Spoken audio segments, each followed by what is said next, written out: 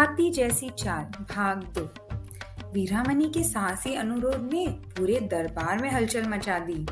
शाही हाथी उधार लेना कोई मामूली बात तो नहीं। अब हर कोई यही जानना चाहता था कि वीरामणी ऐसा क्या कर दिखाएंगे जो खुद राजा को भी हैरान कर देगा। क्या वाकई कुछ अनोखा होने वाला था? अगली सुबह वीरामणी को राजधानी की सड़कों पर हाथी पर सवार देखा गया।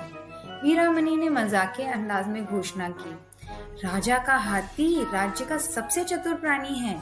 जो इंसान कर सकता है ये भी कर सकता है। लोग धीरे धीरे इकट्ठा होने लग गए और जल्द ही पूरा शहर उत्साह से गूंज उठा।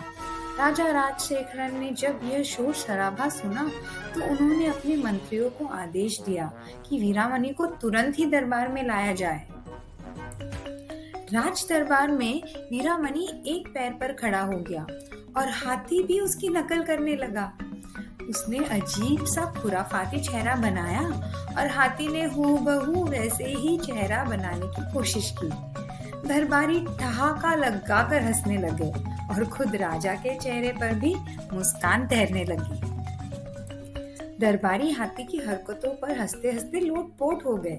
धनवान साहूकार ने मजाक उड़ाते हुए कहा, शायद अब राज्य चलाने की जिम्मेदारी भी हाथी को देनी चाहिए। सेनापति बोला, ये हाथी तो एक शानदार सेनापति बन सकता है।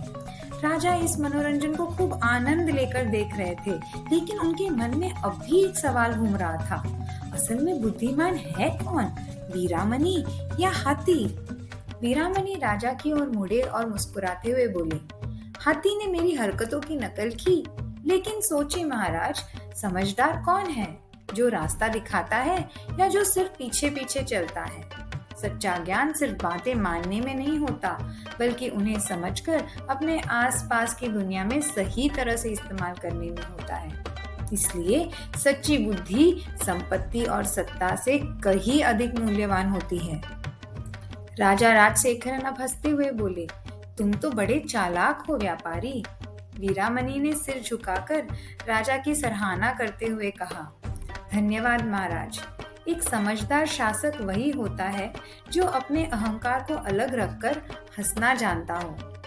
उस दिन के बाद राजा राजशेखरन अपनी हंसी और बुद्धिमत्ता के लिए प्रसिद्ध हो गए और वीरामणी जो मसाले और रेशम का व्यापार करते थे, अब राजा के भरोसेमंद सलाहकार बन गए। यह कहानी ये बताती है कि बुद्धि और समझ दौलत और ताकत से कहीं ज्यादा कीमती होती है और हंसी से भी गहरी सीख मिल सकती है।